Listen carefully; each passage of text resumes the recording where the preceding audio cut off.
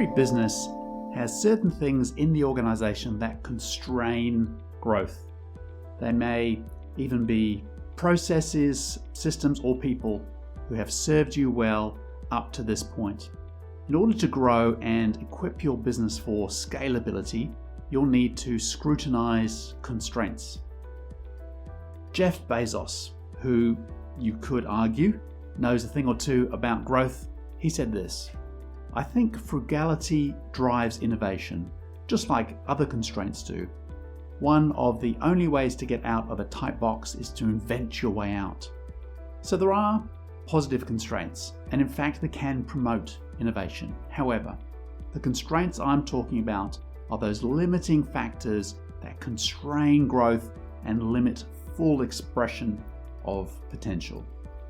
The frustration here can be those things that consistently and continuously stop you doing what you need to do. They limit capacity. What we want here is a smooth road and ability to be able to grow consistently without constantly having to deal with common recurring issues. The answer is to scrutinize constraints. Look at everything in the business, whether it's people, processes, whatever ceilings you may be facing, and make sure that there is capacity and capability to be able to contain and capture growth. If you get this right, then your biggest issue will be to bring in the harvest, as you've created the capacity for growth by dealing with constraints. If you don't deal with the constraints, regardless of how valuable they may have been to you in the past, if you don't reinvent yourself and your organization, then you will be continually battling with constraints that'll hinder and shackle you. If you are trying to grow a large tree and you put it in a small pot, you will limit its potential.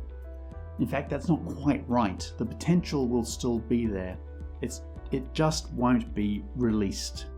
Because if you removed the small pot and replanted the tree in a larger pot, then it would grow to a larger size. It is limited to the constraints you place on it. It is no different with our organizations. Scrutinize your organization to understand your constraints and liberate its potential by swapping constraints for capacity. The principle here is to understand what will constrain your growth and future success, and remodel, reinvent, or remove those roadblocks. Amazon was struggling with huge amounts of customer complaints and large resources in customer service. They hired a person who was a professor in mathematics to look at the data and try and come up with a solution to this constraint. It was slowing growth and using up huge resources. She did look at the data, but she also did something else. She went and answered the phones in the customer service area for a week. So she scrutinized the constraint. She realized that 80% of the calls she took were customers wanting to know where their product was and when would it arrive. Amazon took that constraint and made it a competitive advantage, bringing transparency to where people's packages were and when they would arrive, and created transparency in the supply chain, something they have traded off to great success. Here's a practical step you can take. Imagine if your company sales doubled. What would break first? Is it the capability of your sales manager to manage a larger team? Is it your customer service? Is it your data management and IT systems? Is it your supply chain management, or maybe distribution?